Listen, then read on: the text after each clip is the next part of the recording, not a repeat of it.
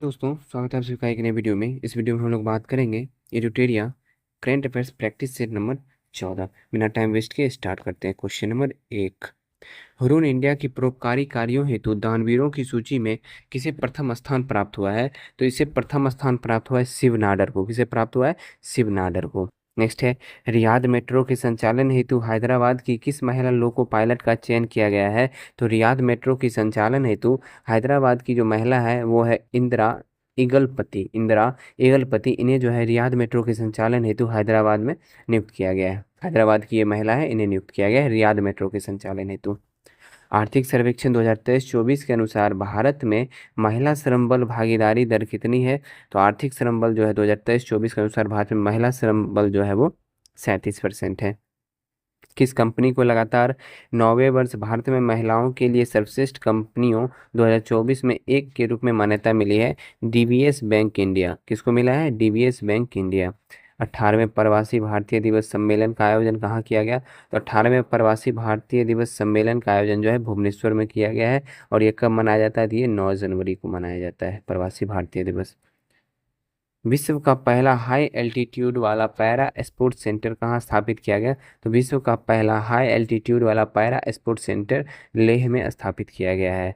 भारत सरकार द्वारा वंचित कारीगर समुदाय को अपने उत्पाद बेचने में सहायता देने के लिए किस ब्रांड को लॉन्च किया गया है? इसमें लॉन्च किया गया है, इस ब्रांड का नाम है ट्यूलिप ब्रांड। क्या नाम है? Tulip brand. विश्व बैंक द्वारा समर्थित केरा परियोजना से संबंधित कथनों पर विचार कीजिए। तो केरा परियोजना जो है ये पढ़ लेते हैं। ये केरल की परियोजना है, सही है। अब यह अगले 5 वर्षों हेतु लागू होगा, ये भी सही है। उद्देश्य इसका है रबर इलायची के उत्पादक किस्मों को पुनः खेती की शुरुआत मदद करना, ये भी सही। तो इनमें से सभी सही हो जाएगा। नेक्स्ट क्वेश्चन है, बाली यात्रा महोत्सव से संबंधित कथनों पर विचार कीजिए। बाली यात्रा होता है या फिर बाली यात्रा, ठीक है, दोनों सही है। यह एशिया महाद्वीप का ओपन एयर सबसे बड़ा व्यापार मेला है, ये सत्य है।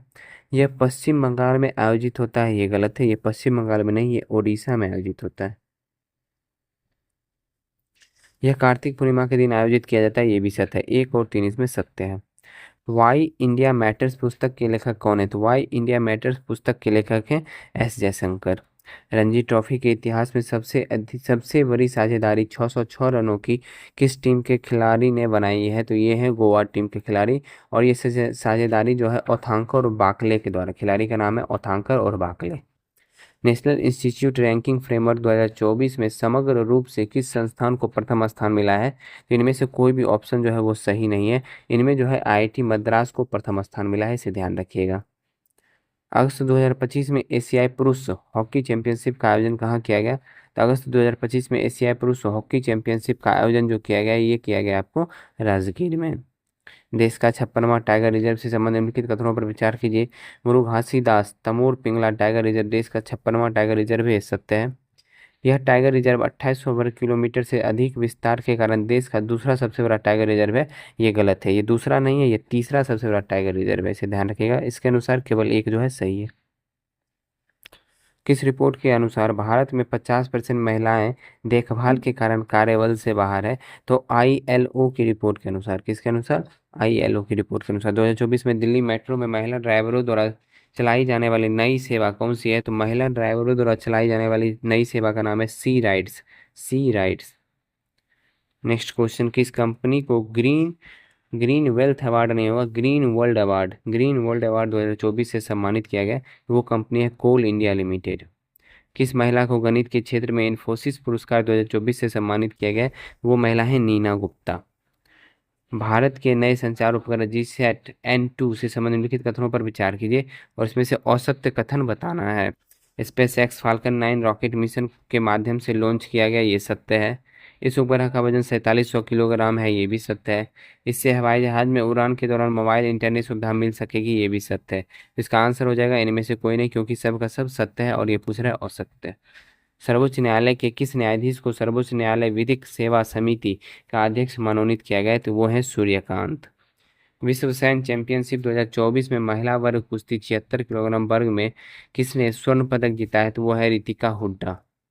नवंबर 2024 में किस राज्य सरकार ने इलेक्ट्रॉनिक वाहनों के लिए रोड टैक्स एवं पंजीकरण शुल्क पर 100% छूट दी है, तो ये हो जाएगा आपका तेलंगाना सरकार।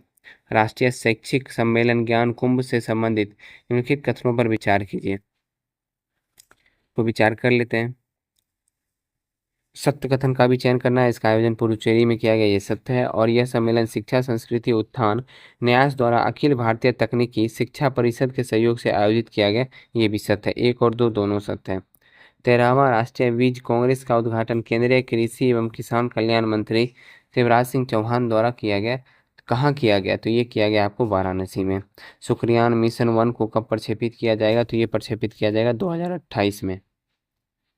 आईपीएल नीलामी में साइन किए जाने वाले सबसे कम उम्र के खिलाड़ी वैभव सूर्यवंशी का संबंध किस राज्य से है? तो बिहार के समस्तीपुर से। समस्तीपुर के ताजपुर गांव से है। यही जो है 35 बॉल में 100 रन बनाए थे। हेनरिच फाउंडेशन एवं आईएमडी द्वारा जारी सतत व्यापार सूचकांक 2024 में कौन सा देश लगातार तीसरे वर्ष शीर्ष पर रहा था? तो वो देश आपका हो जाएगा न्यूजीलैंड। अग्नि युद्ध 2024 संयुक्त सैन्य अभ्यास भारतीय सेना और किस देश की सेना के बीच संपन्न हुआ? ये जो है अग्नि युद्ध अभ्यास 2024 ये भारतीय सेना और सिंगापुर सेना के मध्य संपन्न हुआ है। फॉर्चून की 100 शीर्ष प्रभावशाली उद्योगपति की सूची में प्रथम स्थान पर कौन है? तो एलन मस्क है। और अपना जो मुकेश अंबानी ये 12वें स्थान पे है। हाल ही में संपन्न चुनाव में किस पार्टी की करारी हार के बाद ऋषि सुनक ने इस्तीफा दे दिया? तो कंजर्वेटिव पार्टी से थे ऋषि सुनक, और जब वो हार गए तो उन्होंने इस्तीफा दे दिया।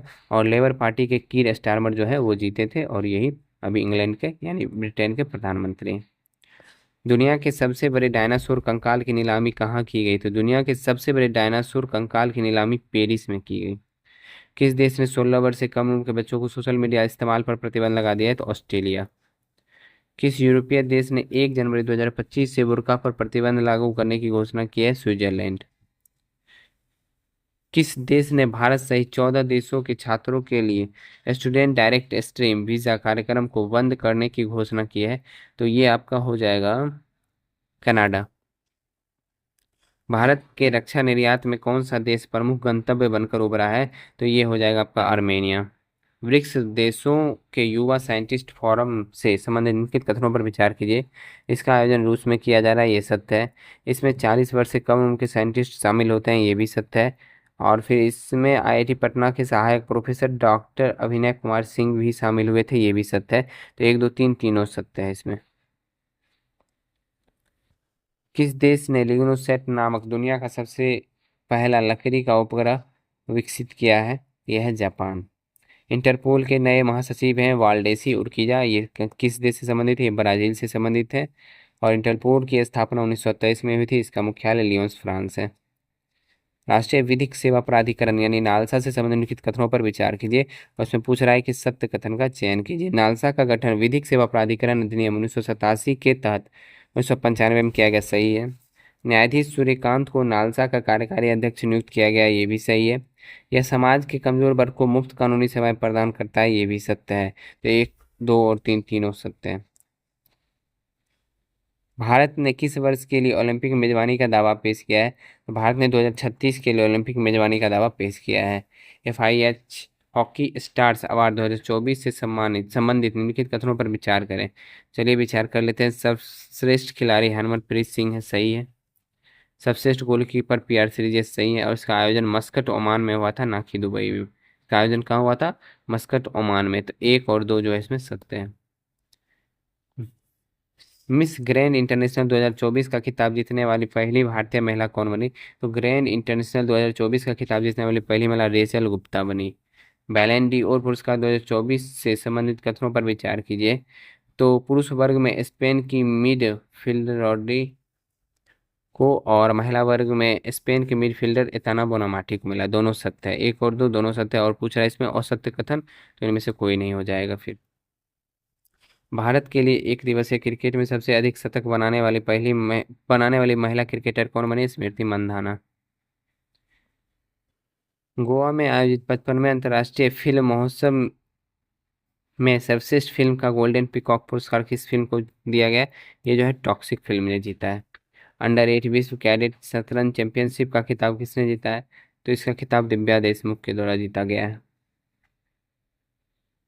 एक सेकेंड, यहाँ गलत हो गया क्वेश्चन। दिव्या देशमुख तो अभी फीडे शतरंज जीती है। अगर आपसे पूछेगा फीडे 2025 किसने जीता है, तब हो जाएगा दिव्या देशमुख। लेकिन अगर आपसे पूछ रहा है अंडर 8 वाला, तो ये हो जाएगा दिविथ रेड्डी। क्या हो जाएगा? दिविथ रेड्डी।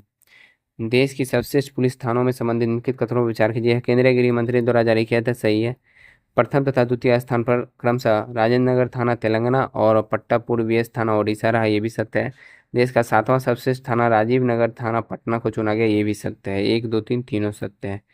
डेविस कप का खिताब किस देश ने नीदरलैंड को हराकर जीता है?